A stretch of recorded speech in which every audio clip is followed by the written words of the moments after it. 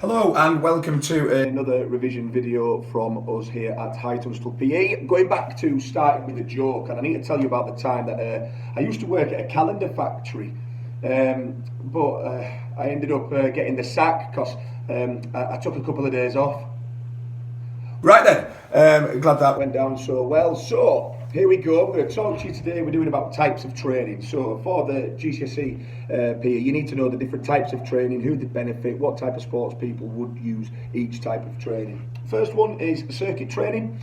Now, circuit training is a training method that involves a series of stations. It can be used to develop one component of fitness. It can be used to develop a range of different types of fitness. It can also be used in a skill setting to work on different skills from a physical activity as well. Circuit training is really good because it's versatile. You can track your progress in terms of the amount of sets and reps that you do on each station. You can also alter the amount of rest that you have in between each station, the amount of stations that you have, and the amount of times a week that you end up doing that particular training method. The next one is continuous training. The way that I remember this is via LSD. So it's long, it's slow, and it's over a large distance. So it's more suitable for distance runners, obviously for the nature of those particular events. Continuous running can be done on foot by running. You can do it from walking, rowing, cycling, swimming. Can all be continuous training methods as long as it's long, slow in terms of the speed, and high in terms of the distance. Next one is fartlek training. Now this is a Swedish word that it translates into speed play. Now fartlek training is really good. It's about varying the terrain that you run on, so the gradient of the terrain, but also the speeds and the distances that you work at as well. So it's really good for games players because it replicates a sport like football where you run for a period of time and then you'll rest. So that's fartlek and quite used across different team sports as part of their pre-season training as well.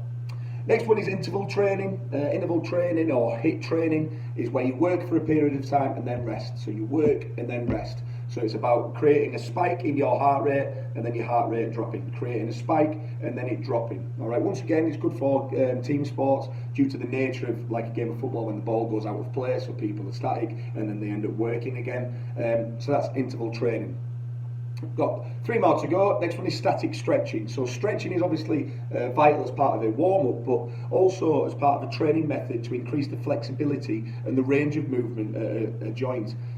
So particular sports like dancers, trampolining, gymnasts will do series of static stretching each day to maintain that flexibility, particularly around in the legs. Next one we've got is weight training. Now weight training, you can alter the end result of your weight training by lifting either heavy weights and low reps to develop strength, or you can have high reps and low weight to develop muscular endurance. So you can tailor it to the needs of your individual with the aim ultimately of causing hypertrophy, so development in the muscles. Final one we're going to look at is plyometrics. Now plyometrics is a series of bounding exercises, so deep squats, lunge jumps, squat jumps, etc. to develop the power of your legs. So it's obviously more pertinent to events that are more power driven. So things like your long jump and your high jump would do a hell of a lot of plyometrics training, trying to get an eccentric muscle contraction followed by a concentric muscle contraction, creating a kind of a spring-loaded power in your muscles. So that's plyometrics. Hopefully this has been of use, but when it comes to the exam, think about explaining what the training type is, apply it to the particular sport that it would be useful for, and then give 2 or 3 reasons why you think that training method would be suitable. If you go through that process, you won't be far off at all. Cheers, see you soon.